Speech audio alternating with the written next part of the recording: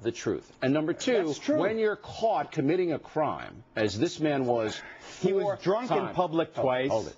And one time he was a drunk driver with no victims. He should have been deported the first time, and he was not. And the reason he wasn't deported... Because he didn't commit a felony. It doesn't make any difference. And he didn't commit a misdemeanor. He didn't commit a misdemeanor having to do with moral turpitude either. So let me get this straight. Everyone followed the law. You ever heard an apology from the governor to the mayor down? No, they didn't.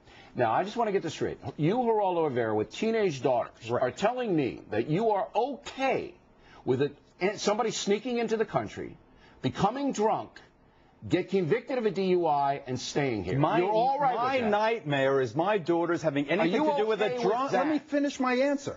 My nightmare is my daughters having anything to do with a person driving drunk. That's my nightmare. It could be a Jewish drunk. It could be a Polish drunk. It could be an Irish drunk. It could be an Italian drunk. American what the hell difference does it make? It makes plenty of difference. It does not. He doesn't have a right to be here. He didn't commit a felony. He doesn't have a right to be in this country. What? But that has nothing to do with the fact that he was a drunk. He should have been deported. He should have been deported, and this mayor and the police chief didn't deport him. Listen, do you know how many people we have in jail? How many of them are illegal aliens? Illegal aliens commit crimes at a lower rate than citizens do. This guy shouldn't have been here. Cool your jets. That has nothing to do with illegal aliens. It has to do with drunk driving. Don't obscure a tragedy to make a cheap political point. I'm the father. It's a cheap political point. No, it isn't. And you know this is justice. This has nothing to do with that poor old mayor. You want nothing to do with that mayor. You want anarchy. No, you want open border anarchy. What I want is fairness. We have lured these people. We have lured these people. We have lured these people to this country with the promise of jobs in a country where there is basically full domestic employment. We have for decades lured them here, and now we're starting a mob scene.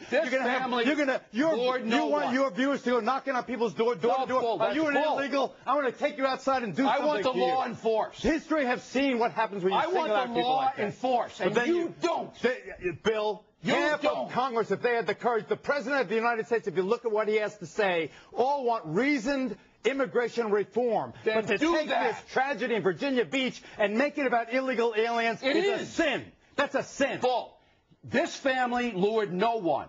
This family lost their daughter in 347 drunk driving fatalities in the Commonwealth of Virginia. Do we care about them? We deal with Americans that way, and I deal with it all the time, and you know I do, with child predators and everything else. But I back you with that, because it's a reasoned approach. It singles out the perpetrators who have... Wait, I think, let's calm down. I'll give you the last word.